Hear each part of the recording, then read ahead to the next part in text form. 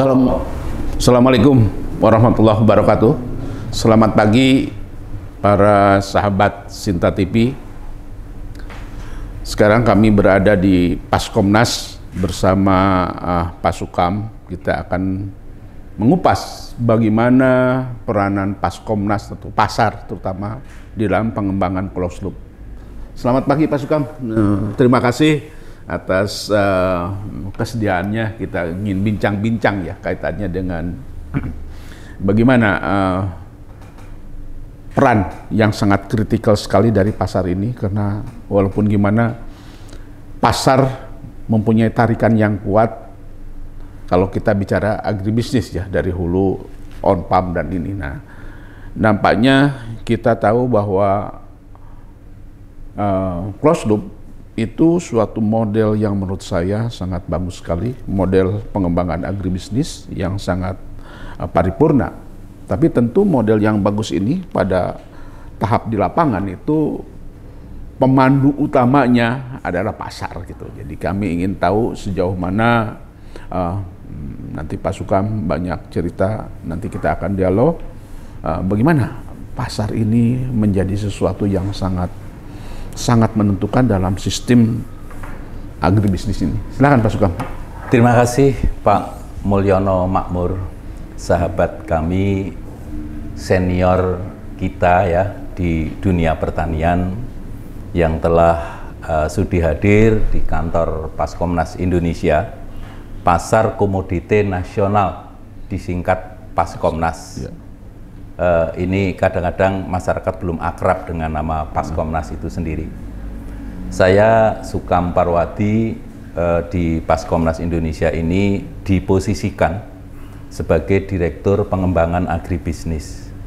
Agaknya sangat erat ya hubungannya dengan topik yang akan kita angkat pada pagi hari ini, pada saat ini, hubungannya dengan program pengembangan agribisnis dengan pola closed loop yang sekarang memang sedang dikembangkan di Indonesia atas perintah Presiden Republik Indonesia Pak Joko Widodo, karena telah melihat bukti dari model yang kita kembangkan awal di Kabupaten Garut dan Sukabumi.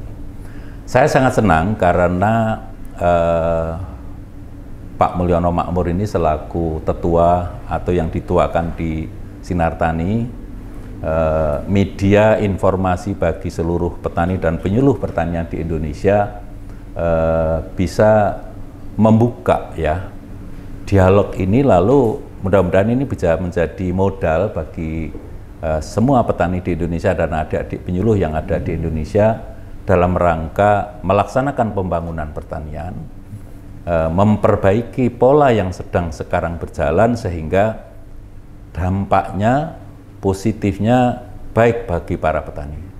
Silakan Pak Mul, nanti kita gali apa yang bisa kita kemukakan di sini. Ya, terima kasih Pak Sukam. Jadi sebetulnya petani itu sebelum menentukan komoditas apa yang dia lakukan, seharusnya dia survei pasar dulu gitu ya, artinya pasar minta apa, baru dia terjemahkan, bukan memproduksi dulu, market dulu yang dia seperti apa.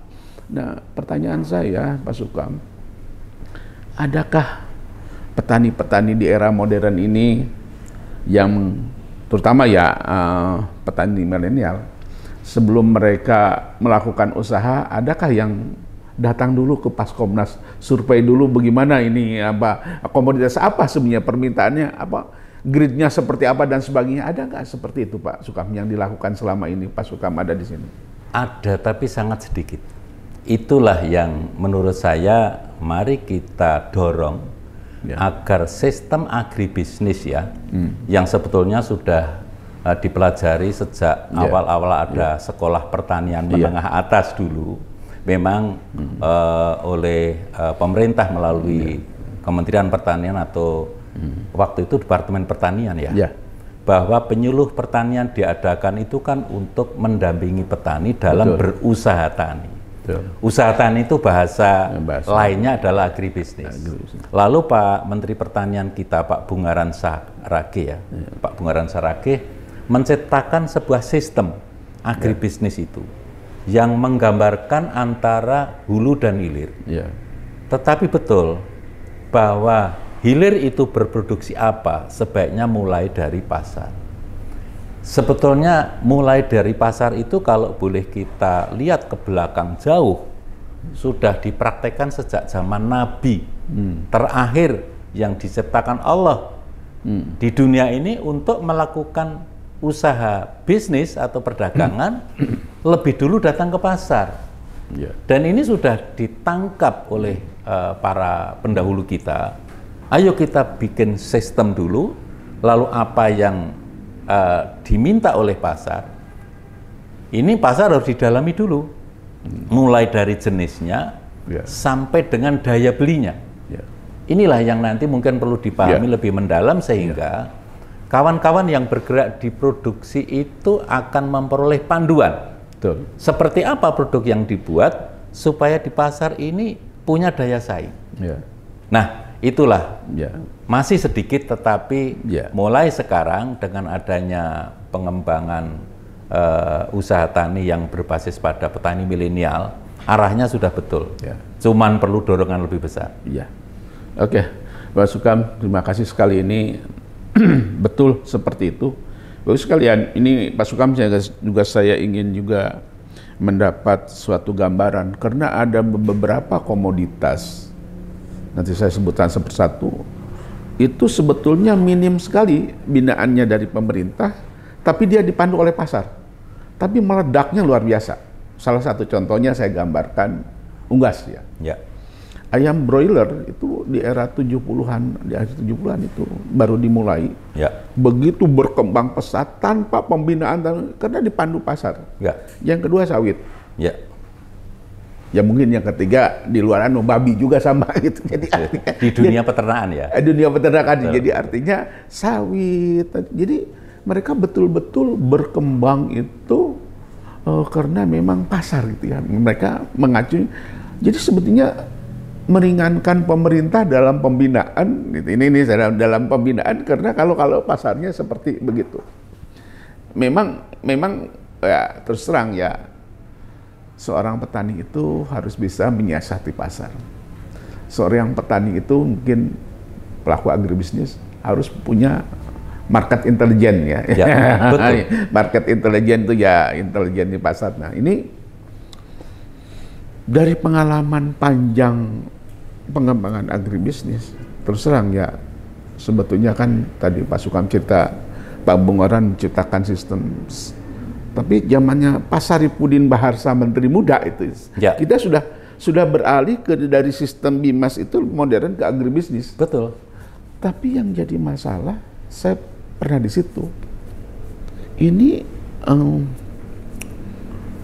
pergerakannya kurang spektakuler ya, kurang dahsyat gitu. Berjalan tapi lambat sekali. Ini mungkin Pak Sukam yang pernah di dunia pertanian, sekarang ada di pasar.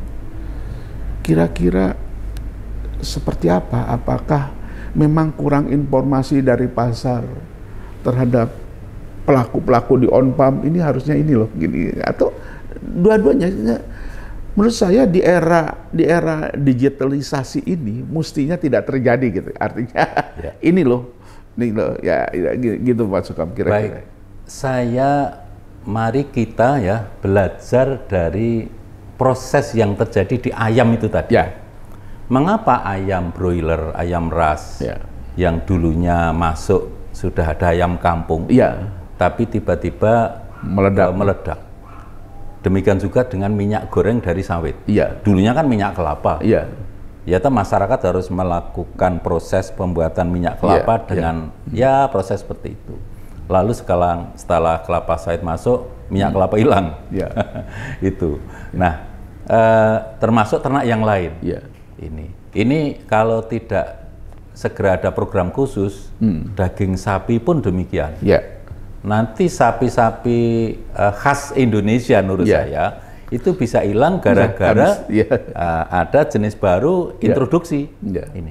Karena apa? Semuanya berbasis pada pasar, menuntut barang yang terstandarisasi, kemudian kontinu, dan harganya terjangkau. Gitu. Nah, ini semuanya ada di ayam ras, telur maupun daging, ada pada minyak sawit, dan ada di ternak yang lain. Ini sebetulnya itu. Nah, inilah hebatnya intelijen pasar dari pihak lain yang masuk melihat konsumen daya belinya seperti apa. Itu. Nah, itu. Nah, produk apapun kalau kontinu, kemudian juga harga sesuai daya beli dan standar mutunya juga disukai pasti akan boom. Dan itu mudah sekali mengalahkan. Nanti di dunia sayur mayur juga begitu. Seperti apa kita mengembangkan bawang putih Indonesia di Gunung Sumbing, di Gunung Lawu, di sana NTB begitu besar. Sejak awal tahun 80-an sampai 92 saya ikuti itu. Tapi setelah tahun 91 bawang putih impor masuk dengan kualitas yang lebih baik disukai ibu-ibu, dengan harga juga tidak lebih mahal dari yang ada di Indonesia, dan keberadaannya kontinu, bawang putih kita tergerus. Walaupun konon katanya bawang putih kita, bawang putih lokal itu punya kandungan ininya itu bisa 4 kali lipat daripada bawang putih yang gede-gede itu import gitu ya. Aromanya dan sebagainya, lalu penggunaannya lebih hemat. Tapi karena secara fisik itu kalah ya. Lalu yang kedua tidak berada di pasar kontinu. Sebab para pengguna itu kalau barangnya tidak kontinu, dia harus merubah menu. Susah sekali. Tapi walaupun mutunya agak rendah sedikit, tetapi secara fisik menarik dan kontinu di pasar, terciptalah menu dan stabil. Ini yang harus jadi pelajaran kita. Ya, betul sekali. Memang pasar itu tadi kontinuitas tentunya kualitas produktivitas Jadi 3 tas itu minimal. Tapi harus ada satu kaladi kompetitif. Menyesuaikan dengan daya beli. Karena gini Pak Mulyono Makmur, jadi daya beli masyarakat kita itu, saya orang pasar mungkin perlu disurvei lah oleh para ahli. Hampir 90% itu menengah ke bawah. Daya belinya itu menengah ke bawah lah. Yang elit, yang beli di supermarket dan sebagainya itu nggak ada 5% kok. Dari penduduk kita lah. Ini yang mesti harus dilihat oleh pemerintah. Lalu mengapa ini perlu didorong? Karena kita harus memikirkan rakyat terbanyak. Mulai dari produsen kita rakyat terbanyak, kemudian konsumen kita rakyat terbanyak itu. Memang salah satu kuncinya tadi daya beli kemampuan mereka akhirnya memilih sesuai dengan kemampuan membeli gitu ke hulunya gitu saya lihat ke hulunya kan ada sesuatu yang tidak adil kelihatannya antara Pak Sukam lah udah punya pengalaman banyak bagaimana harga di tingkat on pump bagaimana harga di pasar, bagaimana harga di konsumen karena ini melewati beberapa mata rantai dari pengumpul, pengepul, bandar, baru masuk ke pasar, dan harga di pasar itu pun ditentukannya konon katanya, saya betul atau enggak, sekitar jam 2 malam. Sehingga ketika turun ke sini rantai ke bawah, masuk ke konsumen itu bisa kita sangat tercengang dengan harga yang jauh berbeda, market marginnya itu sangat ini. Nah, saya yang ingin gali itu kebetulan saya beberapa kali ke Taiwan dan saya harus rela bangun pagi melihat market di Thailand itu. Nampaknya auction atau lelang itu sangat menarik gitu menjadikan harga itu tidak terlalu jauh berbeda antara sini dengan sini saya tidak tahu apakah ke depan pas Komnas ini akan mengarah seperti ada pasar lelangnya atau tidak. Dan di pasar lelang saya lihat di Thailand itu hampir orang tidak bawa barang, cuman yang bawa sampelnya aja. Barangnya ada di gudang masing-masing di Pamjet gitu ya. Ini gimana menurut Pak Sukom ini?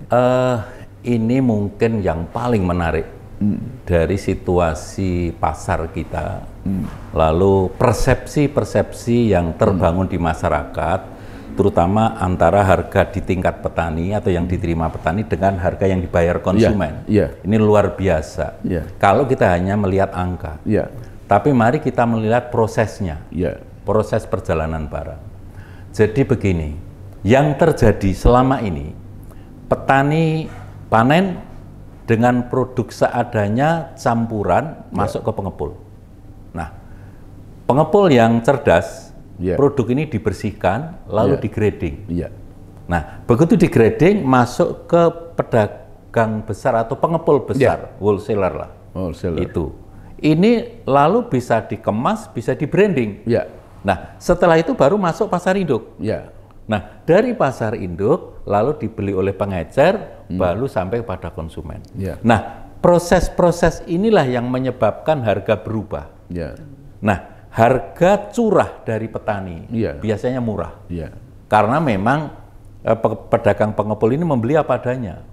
Nah, baru nanti di sini ada biaya sortasi, grading, pencucian dan sebagainya. Ini naiklah karena dibebani oleh proses-proses itu sendiri biayanya. Baru masuk ke ini, ke wholesaler, jadi pemasok besar pasar induk. Nah, Paskomnas ini sedang membuat, malah sudah kami buat sejak 7-8 tahun yang lalu, program akses pasar dari petani langsung masuk pasar induk. Kita fasilitasi, tetapi barang yang masuk pasar induk itu harus sudah melakukan melalui proses sortasi, grading, kemas. Ini sehingga barang itu betul-betul di sini punya nilai tambah yang menarik atau mungkin nilai jual yang menarik ya. Itu. Lalu apa yang selama ini dinikmati oleh pengepul, oleh wholesaler itu bisa dinikmati di tingkat petani. Makanya kan saya dulu mengharapkan di tingkat petani ada semacam korporasi atau koperasi yang memproses barang itu dan dilengkapi rumah kemasan. Ini sebutan saya kayak gitu. Ya, setuju sekali Pak Sukom, karena memang nampaknya di beberapa negara tetangga kita memang harus kekuatannya dari kelembagaan petaninya. Betul. Jadi yang tadi saya gambarkan masuk ke wholesale, masuk ke apa namanya ke pengepul ya? Bukan, masuk kepada pasar lelang. Titik lemahnya bukan individu petani, tapi justru yang membawa ke sini ada kelembagaan yang kuat. Gitu. Ketika kelembagaan kuat, yang datang ke sini adalah yang membawahi kelembagaan tadi, apakah kelompok tani, apa koperasi, apa korporasi, sehingga yang dibawa ke sini bukan petani individu per individu nampaknya. Kelemahan kita barangkali ya di kelembagaan petaninya di kita ya. Kami sangat ingin yang ada di pasar induk, yang masuk ke pasar itu lembaganya petani. Bukan petani individual, lalu diikat oleh pengepul, lalu harganya dimainkan secara secara bebas di situ. Sehingga petani bisa menoreh harga seadanya, lalu inilah yang menikmati harga yang baik. Nah, makanya nomor satu adalah penguatan kelembagaan di tingkat petani, supaya dia menjadi lembaga agribisnis. Memang awal-awal kelompok tani di tingkat daerah itu kan lembaga merubah perilaku, ya isinya, ayo berbudidaya dengan baik. Tapi lama-lama harus dijadikan lembaga bisnis. Kalau lembaga bisnis ya betul.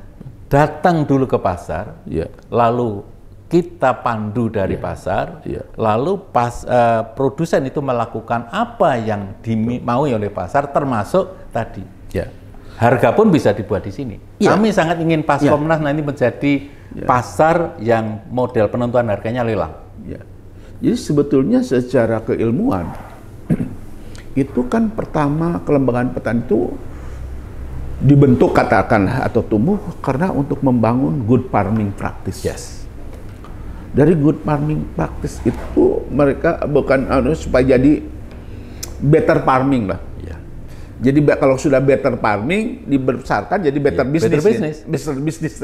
Itu kalau sudah jadi better business itu mungkin tadi ketika berhadapan dengan pasar mereka punya posisi tawar yang kuat sebenarnya. Saya pikir slogan atau mungkin panduan itu kan sudah ada sejak dulu ya. Itu filosofi dasarnya. Better farming, better business, sampai ke better business, better community, better environment. Jadi sebetulnya mungkin ini sekarang inilah yang mungkin perlu kita bangun kembali, Pak. Jadi better itu ada di tingkat petani. Nah, baru nanti dia menjadi pemain pasar. Kami Paskomnas ini menyelenggarakan pusat distribusi atau pasar induk berjaringan nasional. Ini mengapa harus berjaringan? Ini karena dimanapun kawan-kawan petani berada bisa kerjasama dengan kita melalui program akses pasar, hubungan hulu dan hilir secara tertutup yang sekarang disebut closed loop itu.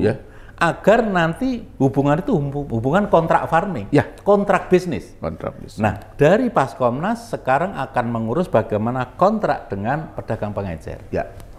Ini sehingga nanti harga di sini pun juga akan cukup terkendali begitu. Saya kira memang barangkali harus ke sana. Jadi sebetulnya peran pemerintah itu hanya sebagai mengawasi dari quality atau ini. Jadi artinya standar. Jadi pemerintah mengawasi dari standar produk yang masuk ke pasar gitu ya. Artinya tidak terlalu campur jauh terhadap harga dan sebagainya. Cukup kalau umpamanya standarnya itu di bawah standar. Artinya bisa mengingatkan, bahkan lebih kerasnya kamu tidak bisa masuk pasar kalau standar ini tidak jadi artinya sedikit menghukum, bukan menghukum apa namanya ya. Jadi artinya memutuskan punishment lah punishment. Menurut saya gini Pak Mo, jadi pemerintah itu kan fungsi utama kan regulasi dan fasilitasi. Sebetulnya proses itu biar pelaku mulai dari hulu adalah produsen petani, kemudian pelaku pasar, pedagang juga tidak semena-mena istilahnya, istilah sekarang kan istilah semena-mena. Lalu konsumen juga tidak, sebetulnya bukan seenaknya. Dia juga punya resiko-resiko yang harus ditutup dengan harga yang tinggi tadi. Betul. Inilah yang nanti mungkin perlu diudari dibongkar lalu dibuat settingan baru. Tapi betul, intinya awalnya harus pasar yang baik, yang jujur, yang terbuka, dengan informasi yang lengkap, kemudian lembaga petani yang kuat, menerima informasi itu, lalu membangun hubungan tertutup formal. Loh, kami siap kok, ayo kita membangun hubungan formal itu. Saya kira memang kita paham bahwa disitulah kata kuncinya mendapat keadilan harga dan sebagainya antara produsen pun petani ini merasa nyaman, adil, dan konsumen pun tidak dibodohi dengan artinya betul-betul tuh mekanisme terbentuk kan maaf, jadi tentang pembentukan harga ini yang mungkin perlu dipahami oleh semua pihak Jadi harga itu tidak dibentuk oleh siapapun, kecuali hubungan antara keseimbangan kebutuhan dan pasokan. Ini bahkan zaman Nabi juga sudah disampaikan bahwa harga itu yang membentuk Allah, kata Nabi begitu. Artinya sunatullah, keseimbangan antara kebutuhan dan ini. Nah, pasokan itu. Sehingga di Perpres 66 tahun 2021 Presiden menekankan stabilisasi pasokan dan harga pasar. Itu diulang pada Perpres 125 tahun 2022 tentang cadangan pangan pemerintah juga demikian. Artinya pemerintah berharap harga itu stabil. Harga bisa stabil kalau pasokannya stabil. Inilah. Pasokan bisa stabil kalau dari sentra produksi itu ada pengaturan-pengaturan pasokan ke pasar. Nah, ini yang menjadi masalah di produk perishable. Nah, saya potong Pak Sugeng. Tentang stabilitas pasokan itu di era digital sekarang, di era informasi maksud saya, itu bukan hal yang sulit. Betul. Umpamanya yang saya jangan bawa tomat ke pasar ini. Di sini udah jenuh umpamanya udah jenuh, artinya pasokan supply sudah di sini memang kurang, jadi bawalah ke pasar sini. Yang saya gambarkan, apa bisa pasukan seperti begitu? Contohnya saya udah mimpi, umpamanya produk tertentu tuh mau dibawa ke pasar induk ini. Dia sudah dapatnya di pasar induk ini harga sekian, grade sekian dan sebagainya. Jadi di sini supply demand-nya sudah seimbang gitu ya. Di pasar Caringin, mungkin Bandung masih ini, bawa ke sana gitu. Bisa nggak mekanisme seperti itu, Pak Sugeng? Saya di Paskomnas ada data. Ya. Kebutuhan pasar setiap komoditi, terutama komoditi penting ya. Ya. Misalnya cabai rawit merah. Ya. Di pasar induk kami yang ada di Tangerang ini, pasar induk Tanah Tinggi, satu hari 60 ton. Ya. Itu harga akan berada di sekitar 25.000 di pasar induk. Ya. Artinya dari petani bisa memperoleh sekitar 20.000. Ya. 20.000 itu aman lah menurut kawan-kawan petani. Itu. Nah, nanti sampai di pengecer itu maksimal 40.000. Ya. Karena memang melalui proses yang panjang, kerusakan semakin tinggi dan sebagainya. Nah, mestinya angka 60 ton per hari itu dipegang, lalu bisa hubungan dengan produsen. Misalnya produsen kelompok tani atau koperasi tani A pasok 5 ton per hari. Kita kunci. Nanti kelompok tani yang mana lagi, sehingga kalau sudah 60 ton krek. Nah, yang lain ke pasar induk lain. Nah, itu satu. Bagaimana kalau pasar induk ini kelebihan barang? Kami punya pasar induk berjaringan. Kalau masuk di Jawa Timur, Surabaya hanya butuh 40 ton, tapi masuknya 50 ton, yang 10 ton akan kami oper ke pasar induk Tangerang yang kurang, atau ke Palembang. Kami sekarang sedang bangun di Bali, mungkin ke Bali. Itu yang sedang kami lakukan. Makanya kami kepingin berhubungan di pasar induk kami ini, di Paskomnas ini, dengan produsen yang terorganisir. Ini saya kira sama ya persepsi kita. Jadi artinya cuman saya melihat kondisi lapangan Pak Sukam ya, yang sudah siap dari sisi tadi informasi itu, mungkin kelembagaan formalnya itu kelembagaan penyuluhan, contohnya BPP ya. Balai Penyuluhan Pertanian, dari sisi IT-nya dan sebagainya. Gimana ya ke depan barangkali ya link antara BPP soal pasar itu dengan Paskomnas gitu ya. Karena dia paling tidak akan membina beberapa kelompok tani. Ini loh, Paskomnas ini seperti ini. Karena mohon maaf ya teman-teman petani kita, kelompok tani kita juga masih belum optimal ya memanfaatkan teknologi IT ini. Nah, ke depan barangkali kita udah mulai start. Sebelum kelembagaan petani kuat, gimana kita antara lembaga antaranya itu memanfaatkan BPP, di situ ada orangnya, di situ ada penyuluhnya gitu. Saya itu mengemukakan gagasan Pak Mulyono Makmur itu di Sukabumi dan di Garut. Menurut saya, maaf ya, saya kadang-kadang agak aneh ya. Mungkin nama Balai Penyuluhan Pertanian itu perlu dirubah. Jadi menjadi Balai Pengembangan Agribisnis. Di situ berperan sebagai agregator dari proses produksi yang ada di kawasannya. Karena begini, kalau kita hanya bertumpu pada satu kelompok tani untuk memasak kontinu, misalnya 5 ton per hari cabai rawit, nggak bisa. Karena di daerah ini tidak bisa nanam cabai terus-menerus, harus pakai pola tanam. Nah, pola tanam inilah yang ngatur BPP. Lah, BPP sekarang ini mestinya menjadi semacam agregator mengatur. Pada bulan Januari sampai Maret yang pasak kelompok ini. Nanti setelah ini cabai rawit dia ganti dengan melon misalnya. Lalu yang cabai rawit dari kelompok lain. Tapi ke pasar kontinu. Nah, agregatornya adalah para penyuluh. Saya pikir penyuluh nanti sibuk membuat data produksi antar kelompok. Kemudian mengatur pasokan ke pasar induk supaya kontinu. Saya mimpi itu. Sama dong kalau begitu. Iya dong. Sama dong. Saya kan ya sebelum kita kepada suatu pelaku utamanya kelembagaannya kuat, barangkali kita ya dari sisi finansial sebenarnya BUMDes juga kuat ya, badan usaha milik desa itu dari sisi finansial, tapi Ya. dari teknis sekira gimana kita mengawinkan tadi yang cita-cita pikiran kita, bagaimana balai penyuluhan pertanian memang harus dibangun citranya, bukan hanya penyuluhan, di situ harus jadi balai yang mengatur agribisnis, Pengembangan agribisnis, sehingga betul-betul. Kalau dulu juga ada pemikiran dijadikan klinik agribisnis, saya bilang jangan klinik lah. Klinik kan biasanya orang-orang sakit datang ke situ. Seolah-olah rumah sakit ya. Rumah sakit tidak. Jadi kalau umpamanya ini dikembangkannya hanya sebagai balai pengembangan agribisnis itu kan mungkin akan lebih keren, namanya juga bukan hanya yang sakit konsultasi di situ. Jadi di situ juga terjadi tempat konsultasi memang, karena kita tahu Pak Sukam ya, jumlah penyuluh juga semakin berkurang gitu ya.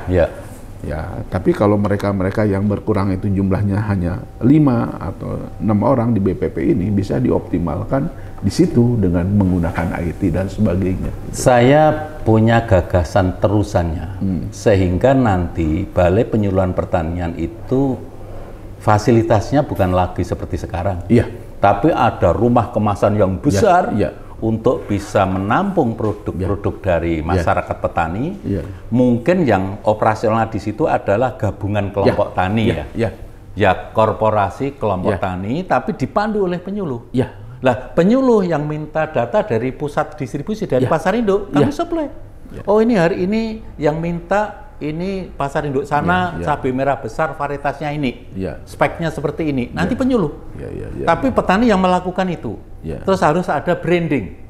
Sebab begini Pak, di pasar induk itu para pembeli akan membeli barang yang disukai kemarin. Kemarin aku dapat cabai ini di sini loh. Tapi karena di sini nggak ada merek, esoknya mencari lagi tadi di sini. Gitu loh. Lah itu harus dirubah, bahwa produk yang masuk harus kemas branding. Betul. Ini. Sebab kalau branding itu, oh kami kemarin dapat cabai besar, mereknya ini di sini. Mungkin tidak harus di situ, di sana pun asal mereknya itu ya mesti baik. Itu BPP. Ya, ideal sekali memang kalau di BPP itu ada packing house ya. Ada. Packing house itu di samping tempat grading, sortasi, dan juga ada barangkali semacam cold storage-nya ya. Itulah yang terjadi di Cina. Ya, itu. Cina itu panen bawang putih hanya setahun sekali. Tapi ada cold storage yang besar di sana. Kemudian untuk mengendalikan pasokan ke pasar. Nah, ini di Indonesia belum ada. Ini. Kalau kita, ini kan untuk komoditi seperti itu kan mesti harus terkendali dong kalau kita terkenal ada panen raya. Tapi jangan semuanya didorong ke pasar. Sebab kalau masuk ke pasar semua, perlu diketahui, satu pasar induk saya Tanah Tinggi ini, sampahnya satu hari 60-80 ton. Itu karena produk terlalu banyak. Betul sekali, saya dulu berpikir begitu Pak Sukam. Jadi ibaratnya produk itu kayak bendungan Jatiluhur katakanlah. Jadi artinya kalau tanpa bendungan, dulu Kerawang kebanjiran terus.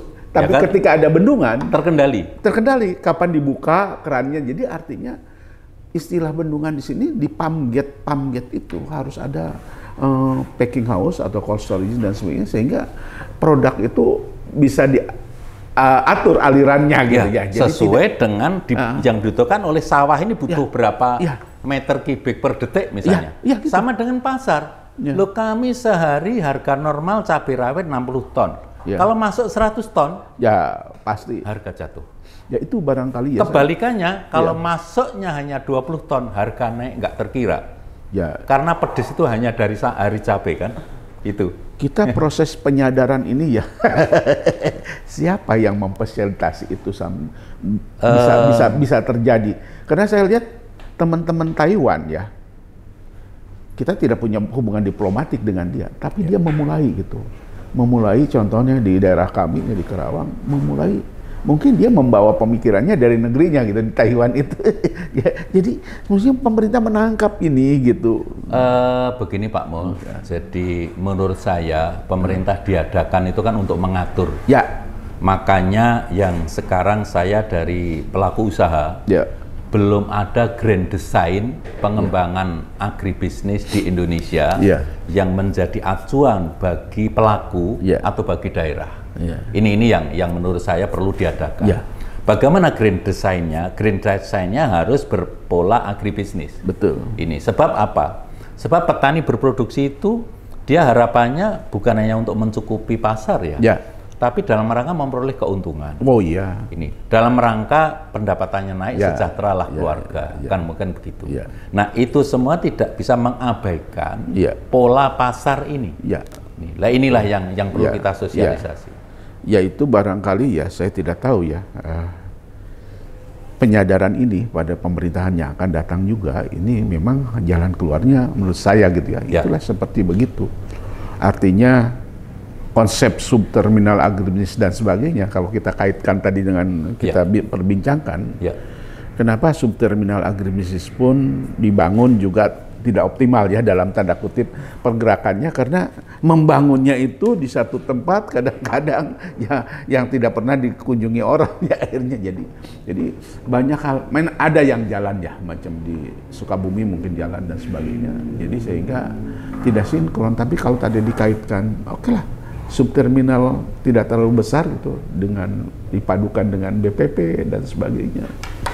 Nah, makanya saya sangat gembira sekali Pak Sukam ketika ada suatu konsep closed loop ini mungkin akan menjadi besar ke depan, insya Allah jadi besar kalau tarikan pasarnya kuat, tarikan pasar yang kuat, kalau di bawahnya juga dipersiapkan kelembagaan petaninya dan kelembagaan pasarnya dipambiat gitu maksudnya. Closed loop itu kan sebetulnya istilah baru dari sistem agribisnis saja. Tetapi itu bisa jalan kalau dua pelaku utamanya ini terbentuk dengan baik dan kuat. Ada pasar, ada produsen. Itu aja. Yang lainnya itu mensupport kok. Mungkin kalau ada pabrik pupuk mensupport di hulu. Atau mungkin sarana produksi termasuk kredit. Kredit pun akan bisa dikucurkan ke produsen kalau ada jaminan pasar. Dan layak usahanya. Layak. Layak itu nanti rapotnya di pasar. Oh, kelompok ini berkembang, koperasinya, pendapatannya meningkat, yang dijual laku terus, sehingga omsetnya naik. Bank akan biayai semua. Sekarang Pak, piloting yang kami adakan bersama Kadin dan dipandu oleh Kemenko Perekonomian, model closed loop itu bank ada di situ. Dan butuh berapa di hulu? Bahkan sekarang butuh berapa di hilir? Sebetulnya kami jawab, kami di hilir tidak begitu butuh. Karena kami hanya memfasilitasi pemasaran supaya pembayarannya terjamin aman kepada petani. Yang dibutuhkan itu petani. Betul. Contohnya aja, petani begitu melepas barang minta dibayar cash. Bank siap kok. Sebab kalau di pasar kan harus dikirim dulu, dijual dulu, baru uang masuk. Ini petani maunya Pak cash, boleh. Tapi yang jamin pasar siapa? Itulah closed loop. Begitu, Bang. Nah, saya sangat ingin agar agregator atau subterminal agribisnis itu melekat dengan tugas-tugas para penyuluh pertanian. Karena penyuluh sekarang mesti penyuluh agribisnis.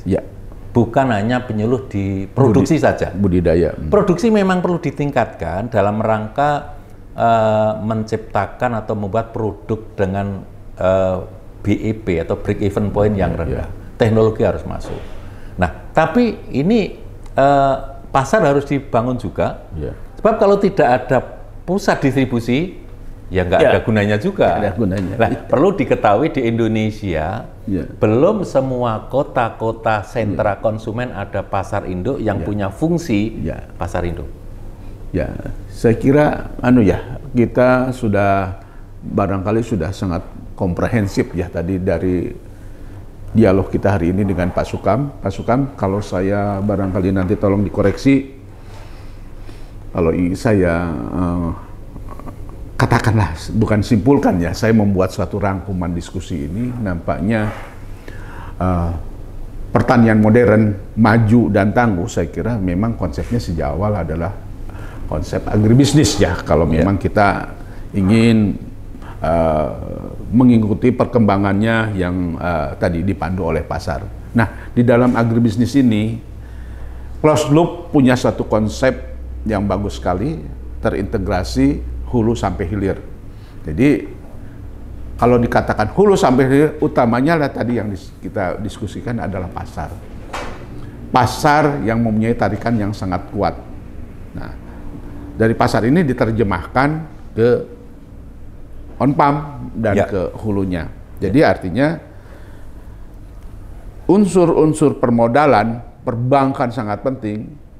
Lead bank atau apa namanya sekarang BRIN menyediakan teknologi, pupuk, sarana produksi disediakan. Ini hanya memfasilitasi di tingkat di on-pump gitu ya, untuk kelancaran semua.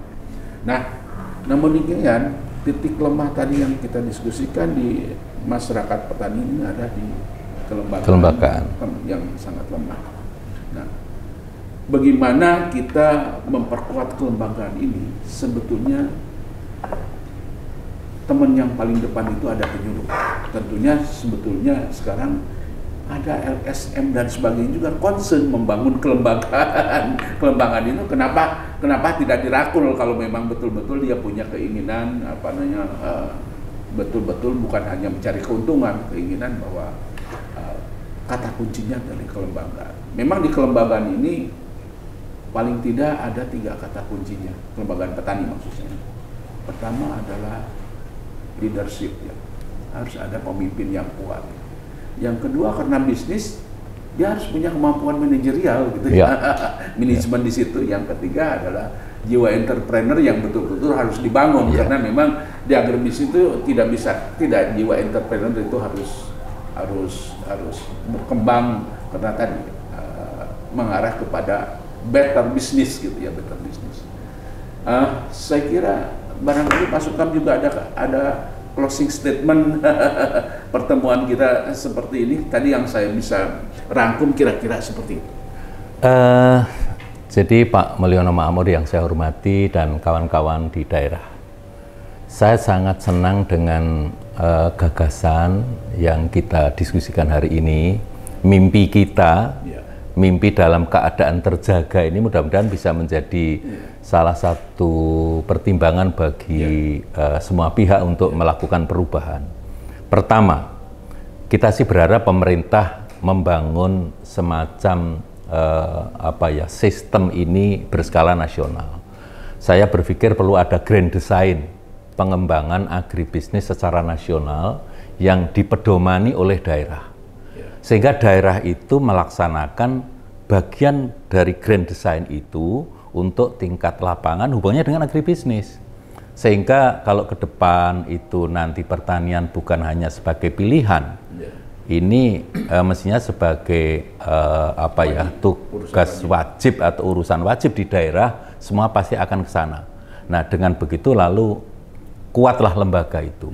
Kemudian kepada kawan-kawan para penyuluh pertanian, mari kita rubah pola pikir kita, mindset kita, bahwa kita adalah atau Anda adalah garda terdepan dari pembaharuan itu. Makanya ya kalau kita nunggu sih kapan jadinya? Ya, apakah pemerintah nanti akan membangun grand design atau tidak? Tapi kita kan tetap dekat dengan petani. Petani harus kita kawal untuk mulai beragribisnis. Kelembagaan itu ya lembaga bisnis, apapun namanya lah. Itu yang penting formal. Lalu mari kita bangun hubungan formal dengan pasar. Kami selaku pelaku pasar induk ya, pusat distribusi itu diminta ya oleh pemerintah melalui Menko Perekonomian, oleh berbagai kementerian untuk bisa berperan sebagai pusat distribusi yang jujur, yang menepati janji dan tidak menyusahkan petani dan konsumen. Ini 3 prinsip ini yang kita pegang.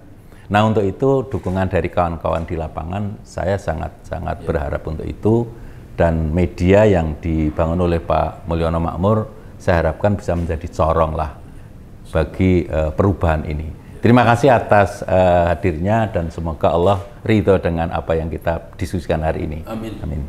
Nah, Sobat Sinta yang kami hormati, demikianlah saya kira dialog kami dengan Pak Sukam, wabil khusus teman-teman penyuluh, para petani, pedagang, bahwa nampaknya pencerahan pagi ini mungkin akan menjadikan suatu bekal atau ya paling tidak merubah mindset tadi harapan Pak Sukam, teman-teman penyuluh dan petani. Mudah-mudahan pertemuan kita akan lebih bagus lagi. Terima kasih Pak Sukam. Terima kasih. Assalamualaikum warahmatullahi wabarakatuh. Waalaikumsalam warahmatullahi wabarakatuh.